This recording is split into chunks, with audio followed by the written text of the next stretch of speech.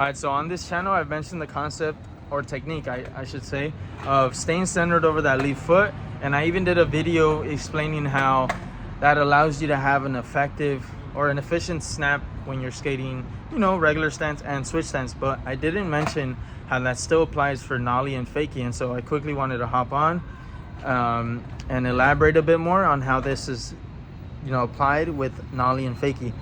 Now, it seems a bit counterproductive because when you go, if you're going straight over that nose, it might seem like I'm trying to say you want to put all your weight, but it's not about placing all your weight. It's mostly just about making sure that you're centered over while still maintaining tension on the back foot. Now, that back foot is contextual to your stance. If you're in a Nollie stance, the back foot is going to be the one that is generally on the tail.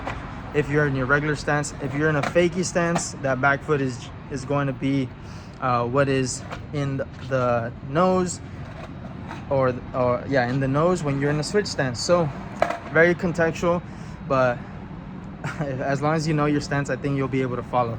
Now, what the biggest difference is that when you're on the lead foot in your regular and switch stance, that lead foot is in the closer to the center of the board, you know, not on any tail or nose.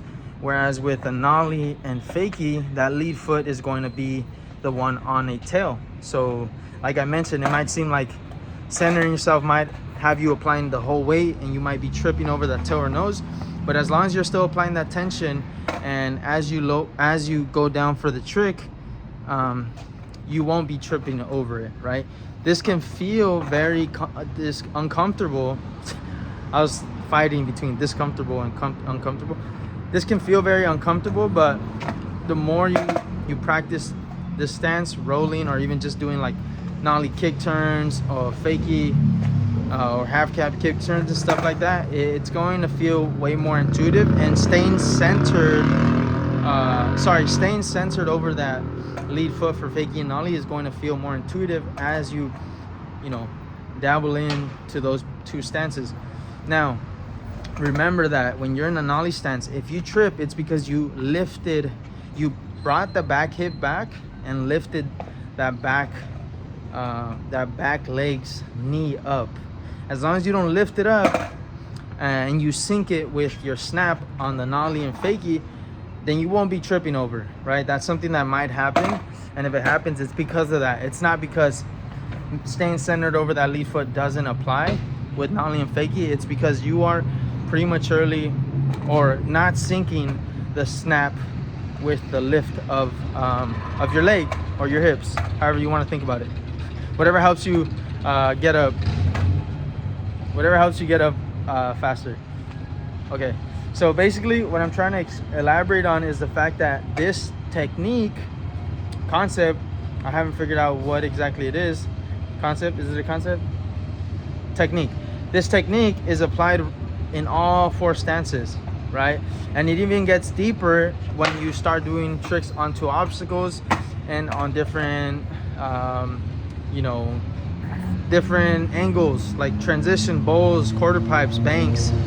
It's very similar and it applies in all of those contexts. And so I'm looking forward to, you know, making sure I elaborate on that as I do trick tips or as I skate different obstacles.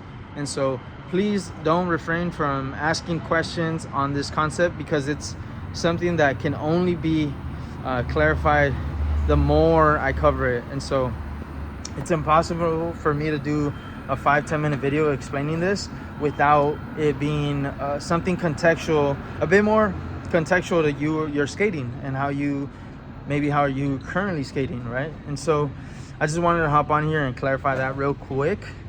The main thing you want to keep in mind is, even though you're centered over that lead foot, it doesn't mean that you're applying all your weight over it, because that back foot is still applying tension, right? That's what you need to do when you're doing Nollie and Fakie tricks. Same thing when you're in a regular and switch stance.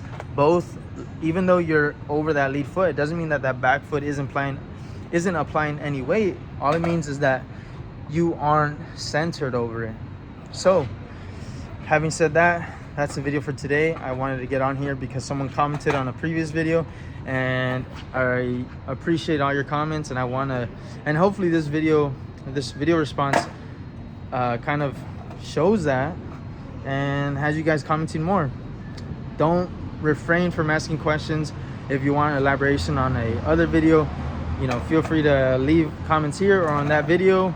Regardless, if you're looking forward to more of this, hit the subscribe button. Check me out on profe.carlos on Instagram.